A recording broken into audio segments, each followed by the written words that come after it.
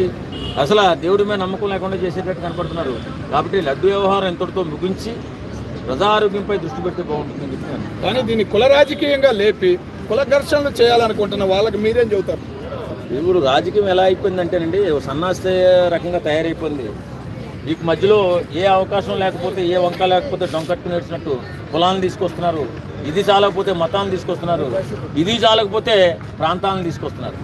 ప్రాంతమైన కులమైన మతమైన మన అందరం హాయిగా ఉండాలి, ప్రతి ఒక్కరూ ఆనందంగా ఉండాలి, ప్రతి ఒక్కరూ ఆరోగ్యంగా ఉండాలి. ఈ రాజకీయ దుర్మార్గులు చేస్తున్నటువంటి వలలో చిక్కుకుని సామాన్య ప్రజలైనటువంటి మనం మనసులు పాడు చేసుకోకూడదు. ఖచ్చితంగా వారి పట్ల అభిమానం ఉండదు తప్ప దురాభిమానం ఉండకూడదు.